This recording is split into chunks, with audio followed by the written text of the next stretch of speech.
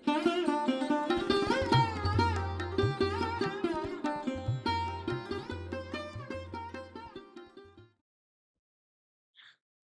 हम सुनेंगे पंचतंत्र की एक कहानी, अपनों से सचेत रहें।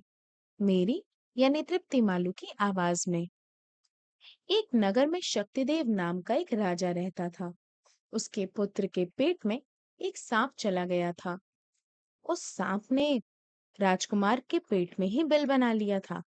इसी कारण राजकुमार का शरीर प्रतिदिन सूखता जा रहा था। बहुत उपचार के बाद भी जब वह ठीक नहीं हुआ, तो निराश होकर राजकुमार अपने राज्य से दूर चला गया और वहां सामान्य भिखारियों की भांति ही मंदिर में रहने लगा।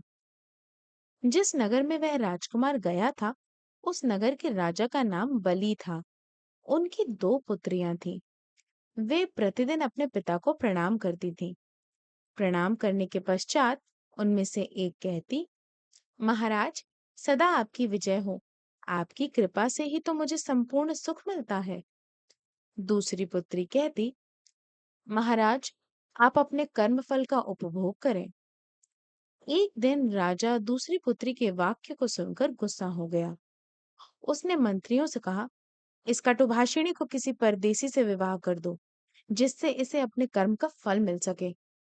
जैसी आपकी आज्ञा।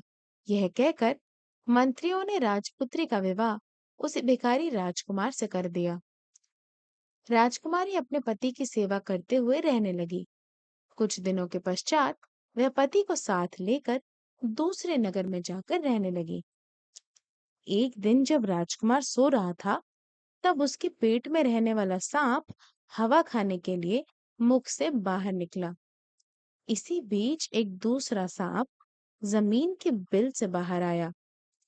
उसने पेट में रहने वाले सांप से कहा, अरे दुष्ट, तू इतने दिनों से राजकुमार को कष्ट दे रहा है, तुझे शर्म नहीं आती?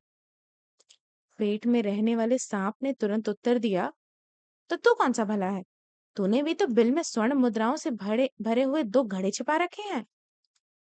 जमीन वाले सांप ने फिर कहा, क्या इसका कोई उपाय नहीं जानता कि बासी और गरम कांजी राजकुमार को पिलाई जाए तो तुम मर जाओगे? पेट वाला सांप आवेश में बोला, तुम भी गरम गरम गरम तेल और खौलते पानी से मारे जा सकते हो, कोई बड़ी बात नहीं। राजकुमारी छिपी हुई दोनों सर्पों की गुप्त बातों को सुन रही थी। उसने उनके बताए उपायों से दोनों सांपों को नष्ट कर दिया। वह बिल में रखे धन और अपने पति को लेकर उनके नगर वापस लौट आई और सुख से आनंद पूर्वक अपना जीवन व्यतीत करने लगी। इस कहानी का सार है कि मित्रों की गोपनीय बातों को प्रकट करने वाला स्वयं भी विनाश को प्राप्त होता है। यह थी पंचतंत्र की एक कहानी, अपनों से सचेत रहें। मेरी यानी तृप्ति मालू की आवाज में।